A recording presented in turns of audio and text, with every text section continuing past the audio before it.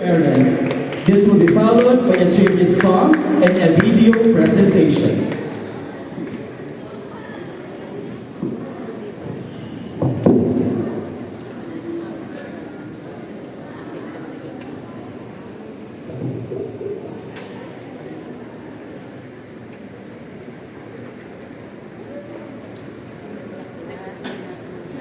To our school principal, Mr. Cedric Samuel C. Tomasio, our assistant directress for academic affairs, Mrs. Leia C. Ambona, our assistant directress for student affairs, Ms. Claire Ann C. Tomasio, teachers, parents, fellow graduates, guests, good afternoon.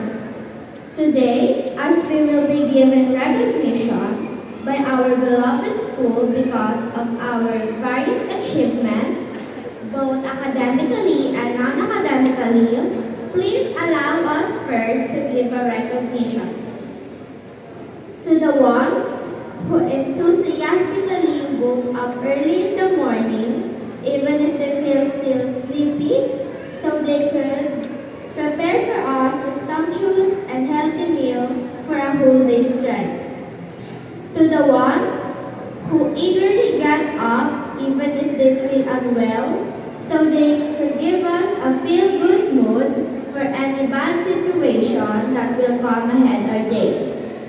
To the ones who excitedly stood up even if they feel down, so they could show us their unwavering support should we feel discouraged and uneasy.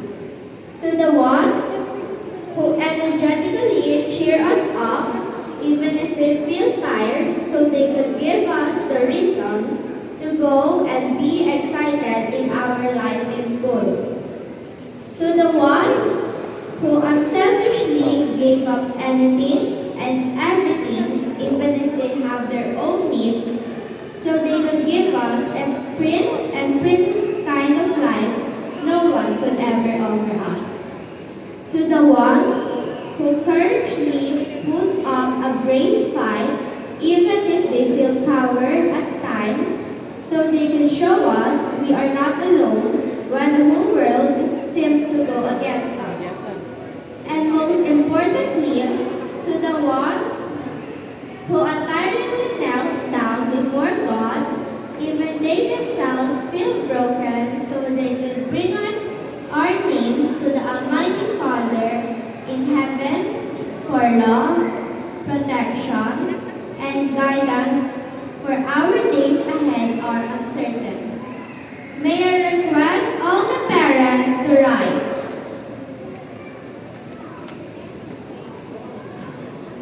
Thank you. These to the ones I am referring to are none other than our dearest and most treasured parents. We are beyond grateful and thankful and so proud of you as well for all your love and sacrifices, just so we can reach our dreams. Maraming salamat sa inyo.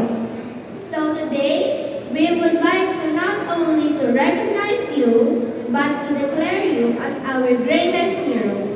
Hindi lamang ang aming mga bagong bayani, kundi aming mga buhay na bayani. My fellow graduates, please join with me as we look to your parents' eyes and please say this line. Please rise and face your parents. Parents, repeat after me.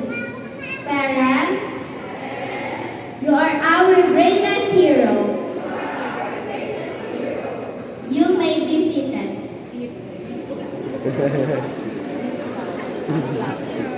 As well as the parents. Thank you. To my mom and dad, may I request please rise again.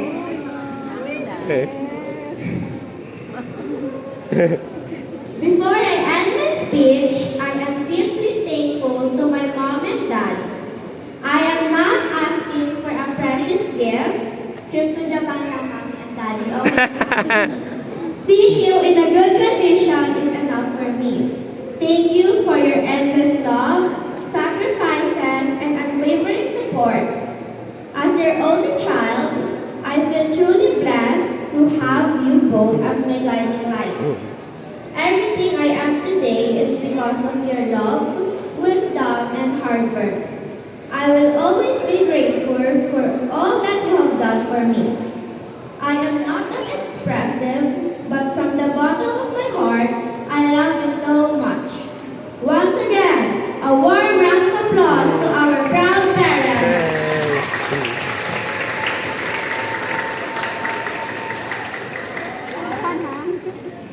Tama ko.